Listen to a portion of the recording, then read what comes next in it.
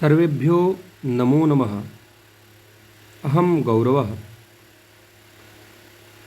आज मेरे द्वारा बिहार बोर्ड द्वारा संचालित कक्षा 9 की संस्कृत की पाठ्य पुस्तक पीयूषम भाग 1 के प्रथम पाठ इस स्तुति के निम्नांकित 5 श्लोकों का वाचन और उनका अर्थ हमारे अनुजों, हमारे विद्यार्थियों के लिए मेरे द्वारा प्रस्तुत होगा। मुख्य रूप से अब तक कुल 11 उपनिषद प्राप्त हुए हैं और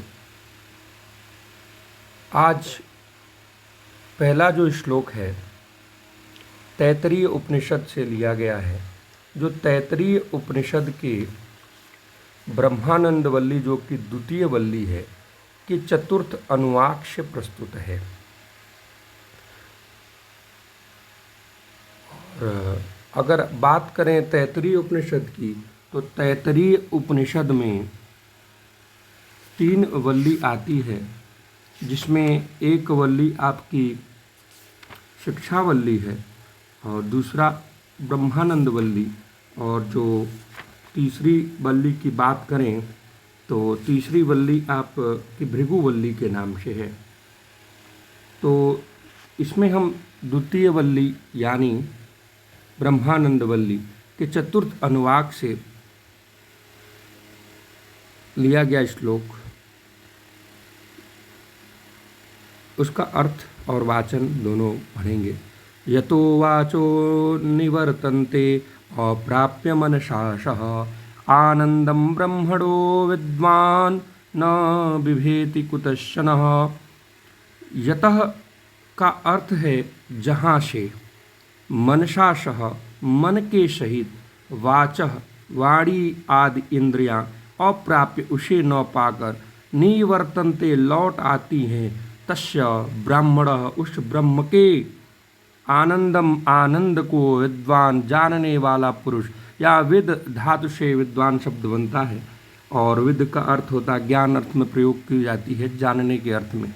कदाचन कभी भी न बिभेति भय नहीं करता, इति इस प्रकार का यह श्लोक है। तस्य उस मनोमय पुरुष का भी ऐसा एव यही परमात्मा। यहाँ हम जानेंगे कि यतो वाचो निवर्तन्ते अप्राप्य मनसाशः आनंदम ब्रह्मणो विद्वान न विभेति कुतश्चन। इस मंत्र से ब्रह्म के आनंद को जानने वाले विद्वान की महिमा के साथ अर्थांतर से उसके मनोमय शरीर की महिमा प्रकट की गई है। भाव यह है कि पर ब्रह्म परमात्मा का जो स्वरूप भूत परम आनंद है, वहाँ तक मन, वाणी आदि समस्त इंद्रियों के समुदाय रूप मनोमय शरीर की भी पहुँच नहीं है, परंतु ब्रह्म को पाने के लिए साधन करने वाले मनुष्य को यह ब्रह्म के पास पहुँचाने में विशेष सहायक है। ये मन, वाणी आदि साधन परायण पुरुष को उन पर ब्रह्म के द्वार तक पहुँचाकर उसे वहीं छोड़कर स्वयं लौट आते हैं और वह साधक उनको प्राप्त हो जाता है। ब्रह्म के आनंदमय स्वरूप को जान लेने वाला विद्वान कभी भयभीत नहीं होता। मंत्र का आशय यही है। और मैं अंत में यह भी कहूँगा कि जो हमारी शरीर है, मनोमय शरीर की भी अंतर्यामी जो हमारी आत्मा है, वही प्रमुख रूप से परमात्मा है। और पूर्वोक्त जितनी भी चीज़ें कही गई हैं कि अन्न, रस, समय, शरीर और प्राण में शरीर के अंतर्यामी हैं। एक बार पुनः मैं बता दूं, यतः का अर्थ होता है जहाँ से, मनसाशः यानी मन के सहित, वाचा यानी वाणी आदि इंद्रियां अप्राप्य उसे न पाकर, निवर्तन्ते अर्थात लौट आती हैं, तस्य ब्रह्मणः उस ब्रह्म के, आनंदम आनंद को, विद्वान जानने वाला पुरुष, कदाचन कभी भी न विभेति भय नहीं करता। एक बार पुनः श्लोक को सुनेंगे। यतो वाचो निवर्तन्ते अप्राप्य मनसाशः आनंदम ब्रह्मणो विद्वान न बिभेति कुतश्चन। अगला श्लोक जो है वो बृहद आरण्यक उपनिषद से लिया गया है। बृहद आरण्यक उपनिषद सबसे विस्तृत उपनिषदों में आता है। उसका श्लोक है कि अस्तो मा सद्गमय तमसो मा ज्योतिर्गमय मृत्योर्मा अमृतम गमय। कहते हैं कि हे प्रभु, हे भगवान, मुझे असत्य से सत्य की तरफ ले चलिए। तमसो मा ज्योतिर्गमय, अंधकार से प्रकाश की ओर ले चलिए। मृत्योर्मा अमृतम गमय, मृत्यु से अमरता की तरफ ले चलिए। आगे पंक्ति उसमें एक और भी जुड़ती है कि तन में मन शिव संकल्प मस्तु, और मेरा मन जो है शुद्ध विचारों वाला है। यहाँ माँ का अर्थ होता है मुझको। जब आप अस्मद का रूप पढ़ेंगे तो उसमें द्वितीया का वैकल्पिक रूप आता है माँ। अस्मद में जैसे पढ़ते हैं अहम आवाम वयम, माम आवाम अस्मान, मया अवाभ्यम अस्मादि, ऐसा करके है। तो माम के जगह माँ का रूप प्रयोग होता है, वैकल्पिक रूप है। एक बार पुनः श्लोक को सुनेंगे, उसका वाचन सुनेंगे। अस्तो मा सद्गमय तमसो मा ज्योतिर्गमय मृत्योर्मा अमृतम गमय। अस्तो मा सद्गमय, असत्य से मुझे सत्य की ओर ले चलिए। हे परमात्मा, मुझे अंधकार से प्रकाश की ओर ले चलिए। तमसो मा ज्योतिर्गमय, हे परमात्मा, मुझे मृत्यु से अमरता की ओर ले चलिए। मृत्योर्मा अमृतम गमय, मृत्यु शाश्वत सत्य है, मृत्यु के लिए तैयार रहना है। इसलिए अपने कार्यों को, अपने कर्मों को शुद्ध और अपने विचारों को शुद्ध बनाते हुए, अपने कर्तव्यों में ईमानदारी लाते हुए, कर्तव्य परायणता लाते हुए, सदैव कर्मों को शुद्ध करते हुए आगे बढ़ते रहना है, जिससे प्रभु हमें असत्य के रास्ते से हटाकर सत्य की तरफ ले जाएंगे और हमारा जो जीवन अंधकारमय है उससे प्रकाश की ओर ले जाएंगे। और जो हम इस मृत्यु से डर रहे हैं, इस मृत्यु नामक रोग से, इस मृत्यु नामक शरीर से, कर्म के पाप से डर रहे हैं, उससे भगवान हमें अमरता की तरफ ले चलेंगे। अगला श्लोक है जो कि श्वेताश्वर उपनिषद के 6वें अध्याय का 11वां श्लोक है।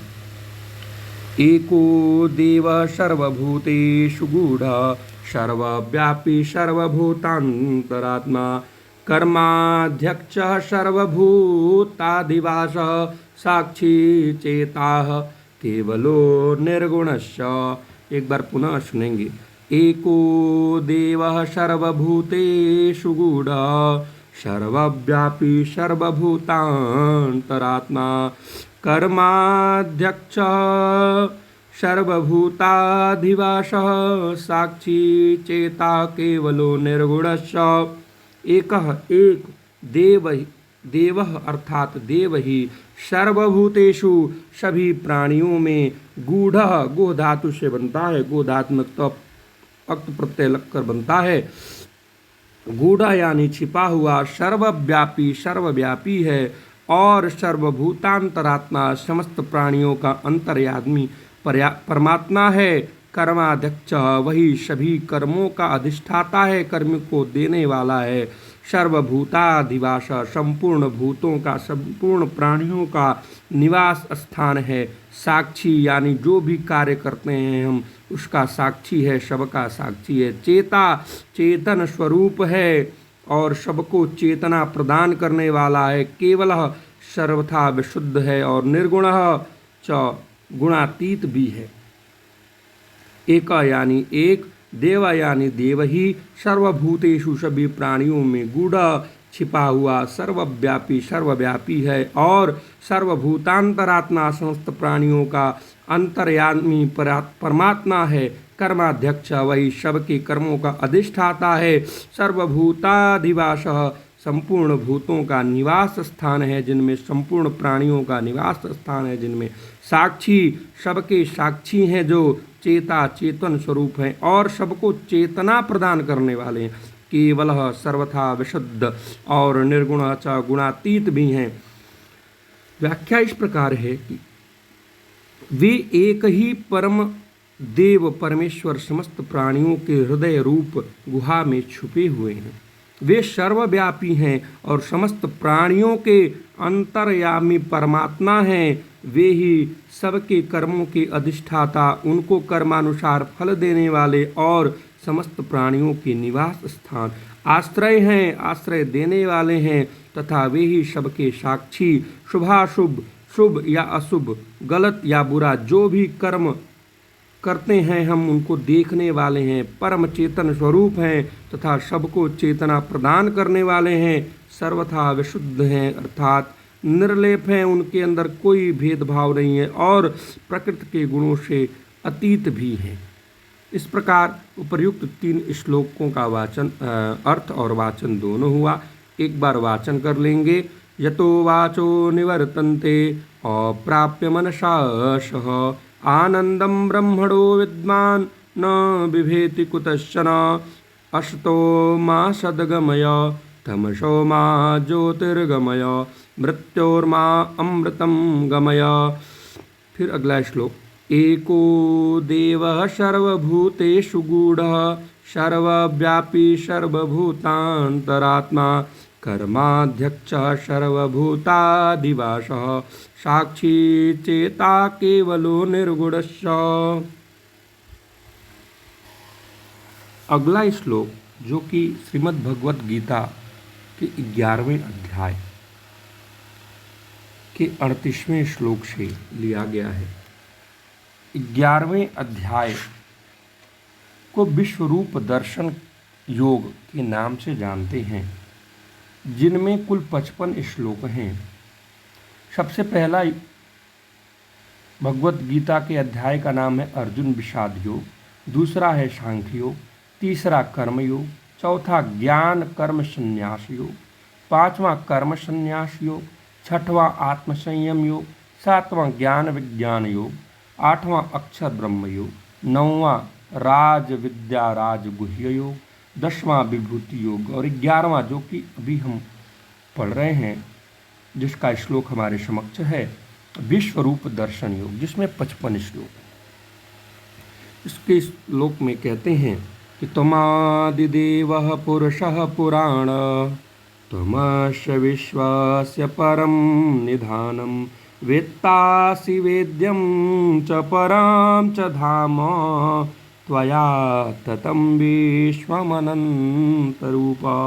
त्वम् आदिदेवः पुरुषः पुराणः त्वम् अस्य विश्वस्य परं निधानं वेत्ता असि वेद्यं च परं च धाम त्वया ततं विश्वम अनंत रूप। इसमें इस श्लोक में अनंत रूप परमेश्वर की स्तुति और बारंबार उनको प्रणाम नमस्कार किया गया। कहते हैं कि हे प्रभु त्वम यानी आप आदिदेव और पुराण सनातन है जो निरंतर बना रहेगा। पुरुष हैं त्वम यानी आप, अस्य इस विश्वस्य यानी जगत के, परम यानी परम, निधानम आश्रय देने वाले हैं। यानी हे प्रभु आप आदिदेव हैं, आप सनातन हैं, आप प्रथम पुरुष हैं और आप इस जगत के परम आश्रय हैं, जगत को परम आश्रय देने वाले हैं, जगत का कल्याण करने वाले हैं। और आगे कहते हैं कि वेत्तासि वेद्यम च परम च धाम त्वया ततं विश्वम अनंत रूप। च यानी और, वेत्ता यानी जानने वाले, च यानी तथा, वेद्यम जानने योग्य और परम धाम हैं, अस यानी है, अनंत रूप हे अनंत रूप, त्वया यानी आपसे यह शब्द, विश्वम यानी जगत, ततम व्याप्त और परिपूर्ण है। कहते हैं कि हे प्रभु आप इस संसार को जानने वाले हैं और आप एक तत्व हैं जिसको जाना जा सकता है और परम धाम है आप अनंत रूप है, आपसे ही यह जगत व्याप्त और परिपूर्ण है, इसलिए सदैव कृपा बनाए रखिए। एक बार पुनः श्लोक का वाचन करेंगे। त्वमादिदेवः पुरुषः पुराणः त्वमस्य विश्वस्य परं निधानं वेत्तासि वेद्यं च परं च धाम त्वया ततं विश्वमनन्तरूप।